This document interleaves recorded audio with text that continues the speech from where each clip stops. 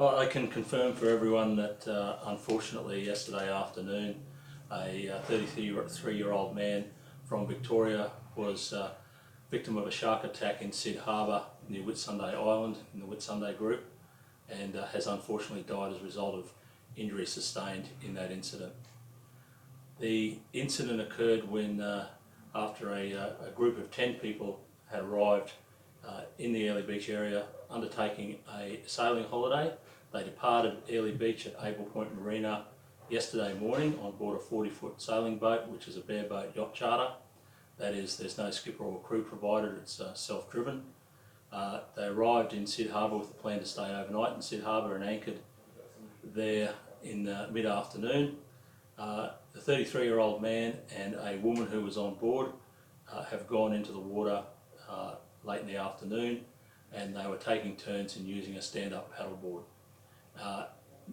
That was going on for some time. At a point just before the incident, the woman has gotten out of the water onto the stand-up paddleboard and the man has gone into the water. Shortly thereafter, he was victim of the attack by the shark. We do not know the species of the shark, other than a shark was sighted. The alarm was raised. There was a nearby vessel a bit closer than the yacht that the victim was coming from, that was about 30 metres away. French-speaking people that were on board that vessel heard what was going on, used a tender to get across to the man and the woman and put them both on board the tender, and then took that short 30-metre drive back to the yacht that the man had come from. The group of 10 people were all very good friends and associates on a holiday, and most of them had a medical background, which meant there was at least 2 doctors on board who were able to render immediate first aid. The QAS and the helicopter were notified. However, by the time the helicopter arrived on scene, the man had lost a substantial amount of blood and had commenced cardiac arrest. CPR was ongoing for a very long time, and every solid effort was made to try and save that man's life. Once he was stabilised, he was airlifted by the helicopter to Mackay Base Hospital, but his injuries and the reaction to those injuries were so severe that unfortunately he has not survived long after his arrival in Mackay Base Hospital.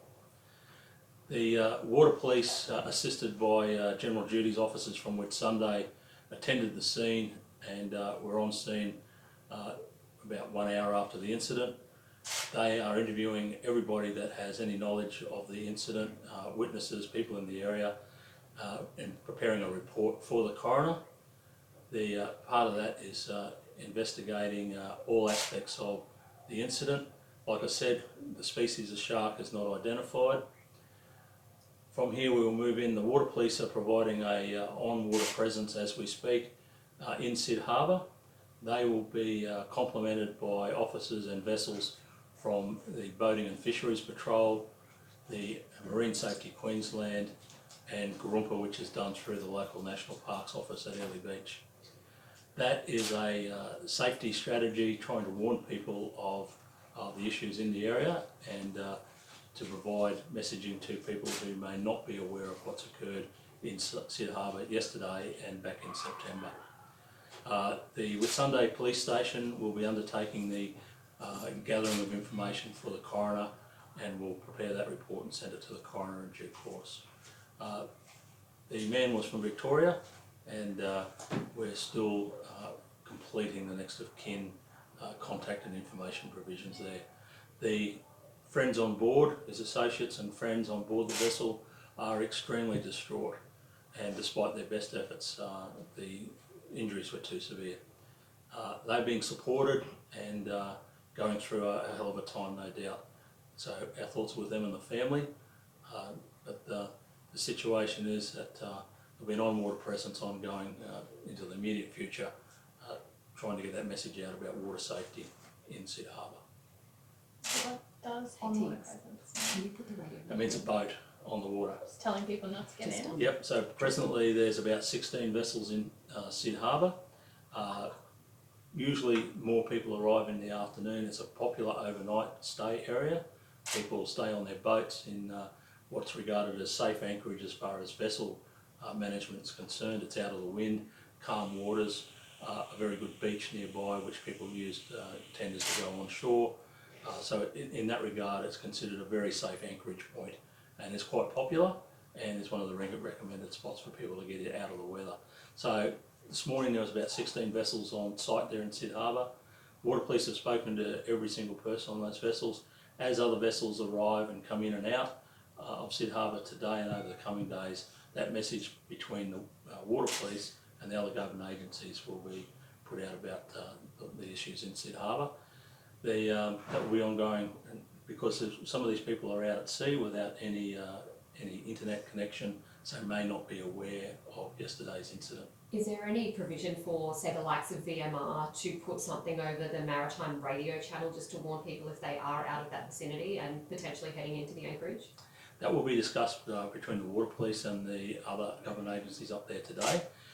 Essentially we're there to provide a safety presence. The issue about messaging and what will happen in that marine environment will be the work of other government departments, not the Queensland Police. The man was with colleagues or friends, you said. There was no family of his, to your knowledge, on board at the time? Not to my knowledge, no. All friends and associates on a group holiday, 10 of them including the man in total. So you said that you're still going through that process of notifying next of kin. Have they been notified, or are you still searching for them?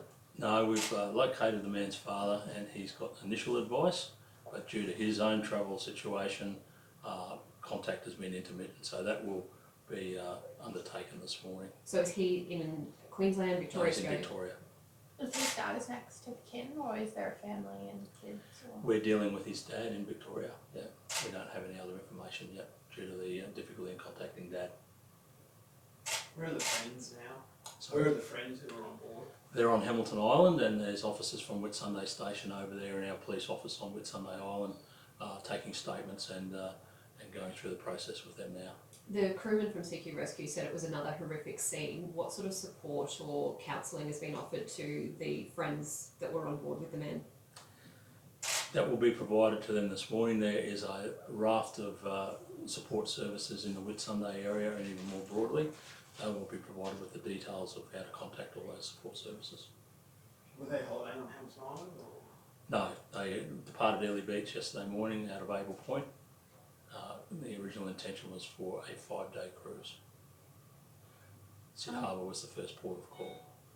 You said there was some medical history on the boat. Was it a group of doctors or? There's at least 2 doctors on board, and there's other medical professions, but I don't have a list of their actual titles. Do you know if the Victorian man, the deceased man, had a medical background himself? I can't confirm that, I don't know. Was it a work holiday or was it just friends? What was it? Just a group of 10 friends together on a holiday. And how unprecedented is this series of attacks in such a short time at Sid Harbour? I've been in the Whitsunday area on and off for 30 years, and apart from some minor nips and bites here and there over that period of time, I've never heard of any substantial attacks such as what we've seen in these 3 attacks. And have we ever had a fatality from a shark attack, or is this the first one for the Whitsundays? No fatalities that I'm aware of for a long, long time. I can't say if there's been previous fatalities. Are police aware of unsubstantiated reports of a 4th shark attack prior to the 2 big ones in September? No, Have you? don't have any information on that at all. Not reported to police anyway. Generally speaking, shark attacks are not a police domain. However, because the man has passed away, it becomes a coronial matter which requires a police investigation, which is basically gathering the information for the coroner to make determination and findings.